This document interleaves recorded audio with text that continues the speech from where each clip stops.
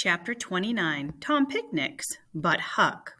The first thing Tom heard on Friday morning was the glad news that Judge Thatcher's family had come back to town. For a while, Injun Joe and the treasure were forgotten as Tom spent his time with Becky and a crowd of other schoolmates. Later that day, Becky teased her mother into letting her have her picnic the next day.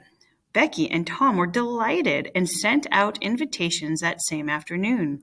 Straight away, the young people of the village were excitedly looking forward to the picnic. That night, Tom's excitement kept him awake until pretty late hour. He had good hopes of hearing Huck's meow and getting his treasure to surprise Becky and the picnickers with the next day, but he was disappointed. No signal ever came that night. Picnic time came, and by 10 o'clock, a merry company were at Judge Thatcher's house, ready to start an outing. The older people were not going along, for the children were considered safe enough under the wings of the older children. The old steamboat was rented to take the gay crowd to the picnic spot down the river, and soon everyone was marching up the main street with picnic baskets. Sid was sick and had to miss all the fun. Mary remained at home to entertain him. The last thing Mrs. Thatcher said to Becky was, "You'll not get back till mighty late. Perhaps you better stay all night with one of the girls that lives near the boat landing, child." "Then I will stay with Susie Harper, Mamma." "Very well. In mind and behave yourself. Don't be any trouble." Presently, as they tripped along, Tom said to Becky, "Say, I'll tell you what you can do. Instead of staying with Susie Harper, why don't you go right up the hill and stop at the Widow Douglas's? She'll have ice cream. She has almost always every day, loads of it, and she'll be awful glad to have you, and I'll stop by for a while too." "Oh, that will be fun."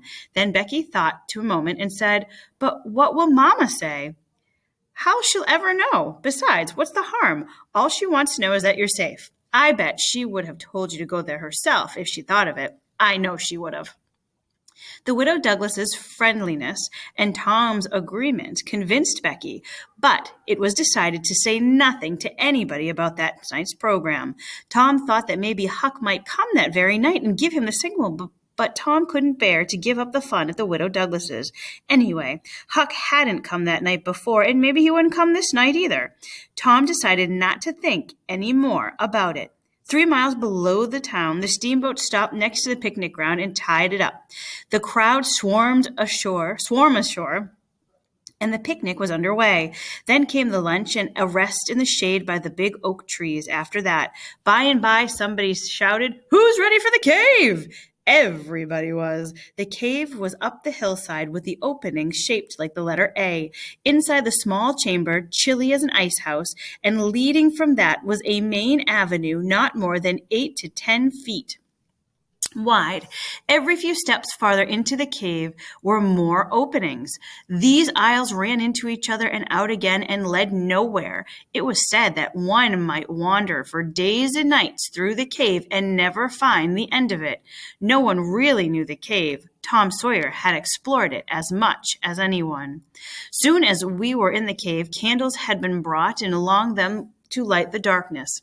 The moment a candle was lit, someone knocked it down or blew it out. There were screams of laughter. By and by, everybody was hiding and surprising each other by jumping from the hiding openings. Groups and then couples began to slip into the branches and avenues. Sometimes they were able to hide from each other for half an hour.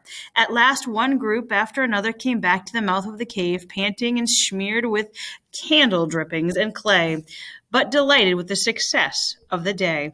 Top of page 148. They were surprised to find that time had passed so quickly that night. And that night was at hand. The steamship's bell began to clang for half an hour to call them. However, this made things more exciting, and when at last the steamboat pushed into the stream for home, nobody cared about the wasted time, except for the captain of the ship.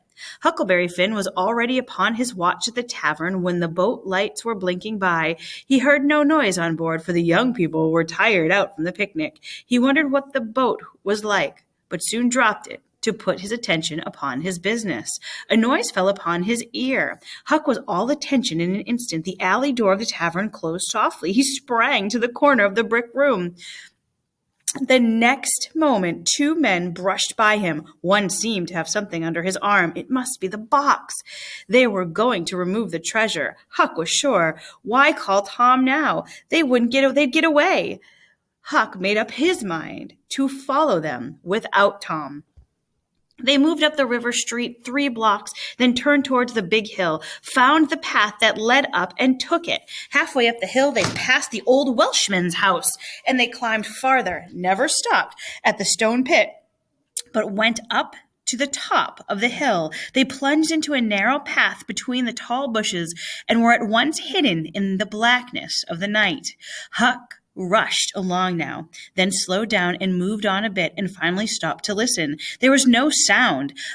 Last an owl hooted, but he could hear no footsteps. Everything was lost. Huck was about to spring forward when a man cleared his throat not 4 feet in front of him. Huck's heart jumped into his throat, but he swallowed it again. He stood there shaking, but he knew where he was. He knew he was within 5 steps of the gate leading to the Widow Douglas's grounds. He thought, let them bury it here. It won't be hard to find. Now there was a low voice, Injun Joe's. Darn her! She's got company. There's lights on. I can't see any. This was another voice, the stranger of the haunted house. A deadly chill went to Huck's heart. This, then, was the revenge job. His first thought was to run, but then he remembered that the Widow Douglas had been kind to him more than once, and maybe these men were going to murder her. He wished he could warn her. Next he heard Injun Joe say, "The brush is in your way. Now, this way, see?" Yes, this is the company here. Better give it up. Page 150. Give it up and maybe never get another chance. I tell you again, I don't care for her money, but her husband was rough on me many times, and he was the justice of the peace that put me in jail for a tramp. And that's only part of it. He had me horsewhipped in front of the whole jail with all the townspeople looking on. Horsewhipped! Do you understand? He took advantage of me and died, but I'll take it out on her. Oh, don't kill her. Don't do that. Who said anything about killing? I won't kill him if he was here, but not her. When you want to get revenge on a woman, you go for her face, cut her nose, slice her ears, make her ugly. But keep your opinion to yourself. It's the safest for you. I'll tie her up in bed, and if she bleeds to death, is that my fault? My friend, you're going to help me or I'll kill you. Do you understand that? And if I have to kill you, I'll kill her. Then nobody will ever know how much about this business. Well, if it's got to be done, let's get it all done, okay? Better quick. Do it now? And company there? Look here, what are you trying to do? No, we'll wait till the lights are out. There's no hurry. Huck held his breath and stepped slowly backwards. He put down the feet carefully, first one, then the other. He took several steps back, and then another and another. Suddenly, a twig snapped under his foot. He breathed. His breath stopped again. He listened. There was no sound. He turned now and then quickly, but carefully stepped along. When he came to the stone pit, he felt safe, and so he picked up his heels and faintly threw down the path until he reached the Welshman's house. He banged on the door, and presently the heads of the old man and his 2 strong sons were at the window. What's the matter? What do you want? Let me in, quick. Who's there? Huckleberry Finn, let me in, quick. Huckleberry Finn? All right, lads, let him in. Let's see what's the trouble. Huck told the story. 3 minutes later, the old man and his sons, all the guns were up the hill. Huck went with them, but he stopped as they centered onto the brush near the fence. He hid behind a big rock and listened. There was a long silence. Then all of a sudden, there was a gunshot and a cry. Huck didn't want to find out what happened. He sprang away and sped down the hill as fast as his legs could carry him.